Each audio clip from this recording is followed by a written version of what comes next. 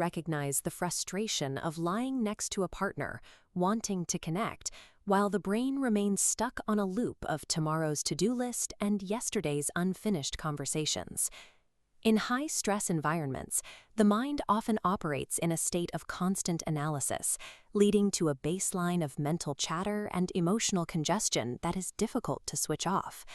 This persistent mental noise keeps the autonomic nervous system locked in a fight-or-flight response, signaling to the body that it needs to stay on high alert. Physiologically, this state creates rigid armoring around the chest and pelvic regions. These tension areas physically manifest the need to stay guarded.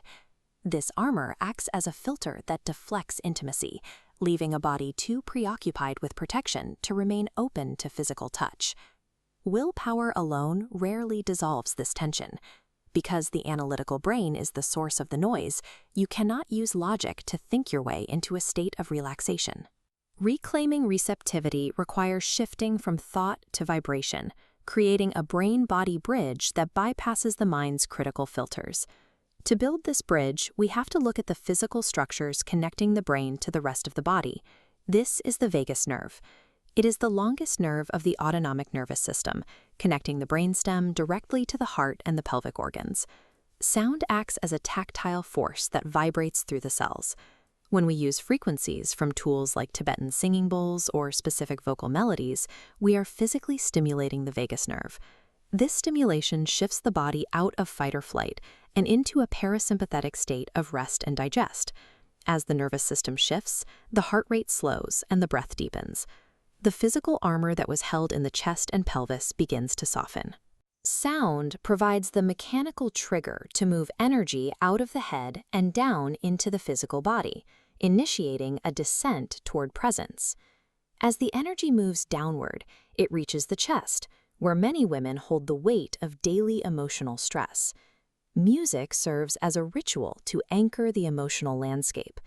By choosing fluid, rhythmic sounds, you provide the mind with a melody to follow, which creates a safe environment for the body to let go of its guard.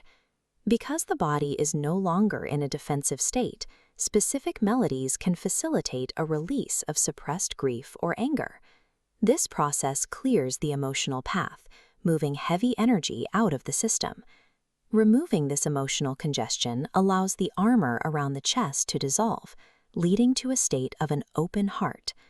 In this state, the analytical mind is distracted by the music, allowing the body to take the lead. This creates an erotic prelude, where the woman is no longer protecting herself from her own desires. Music transforms the heart from a defensive shield into a receptive vessel, making deep intimacy possible. The final stage of the descent is anchoring the energy within the pelvis. Meditation provides the tool for this anchor. Rather than attempting to empty the mind, you focus it with precision on the physical sensations of the present moment. Heart-centered meditation works by directing vital energy, the libido, downward from the head and into the body. This ensures that during intimacy, the mind is not occupied with external thoughts, but is fully immersed in the pulse of your heart and the touch of a partner.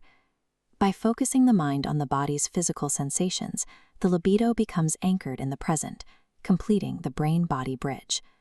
When the bridge is established, the body enters a state where it is no longer armoring itself against its environment. This is a state of total receptivity. It is the moment where a woman feels safe enough to stop protecting herself from her partner and her own pleasure. The electronic version of all chapters from the full book, She Who Awakens by Alina Chamberlain, can be found at wishforlove.org.